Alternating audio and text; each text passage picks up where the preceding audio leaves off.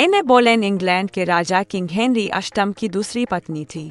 King Henry अष्टम की इच्छा थी कि उसके एक बेटा हो, लेकिन हर बार उसके घर बेटी का ही जन्म होता था।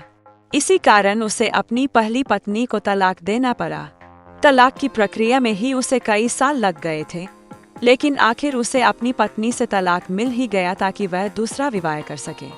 लेकिन दूसरी पत्नी एने बोलेन भी उसे एक बेटा न दे सकी। इससे वह बहुत दुखी हो गया।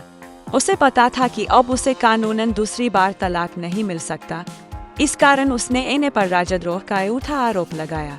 तेजी से चले मुकदमे में एने को राजद्रोह का दोषी करार दिया गया, क्योंकि किंग हेनरी के कोप से सभी जज डरते थे। एने को लंदन टावर में ले जाकर उसका सिर कलम कर दिया गया। उसके बाद से उसका भूत लंदन टावर में दिखाई देने लगा।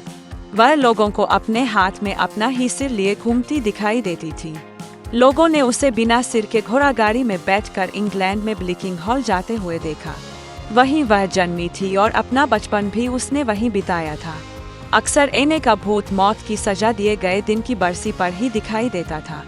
लंदन टावर में ही राजा का हीरो जरा ताज भी रखा था, जिसकी चौकसी के लिए वहां संतरी लगाया गया था। हालांकि टावर में कड़ी सुरक्षा थी, फिर भी एक दिन उस संतरी को आधी रात को वहां एक औरत घूमती हुए दिखाई दी। संतरी औरत का साया देखकर घबरा गया। उसने आवाज देकर उसे रोकना चाहा, लेकिन जब वह नहीं रुकी तो उसने अपनी बंदूक की संगीन उसके जिस्म में सर दी। लेकिन वह यह देखकर पसीने पसीने हो गया कि संगीन उस औरत के जिस्म के आर पार चली गई। उसने यह भी देखा कि उस औरत का सिर विहीन वह धर चला जा रहा था। खून से सनी गर्दन पर केवल ऐत रखा था। संतरी यह देखकर बेहोश हो गया। सुबह उसके अधिकारी ने उसे जगाकर ड्यूटी में लापरवाही बरतने के आरोप में गिरफ्तार करके उसका कोर्ट मार्शल कर दिया गया।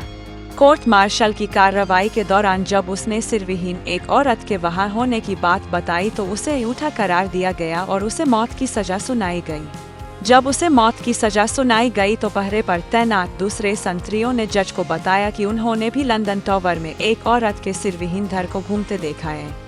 जज ने उनके बयान पर यकीन करके सजायाफ्ता संतरी को छोड़ दिया।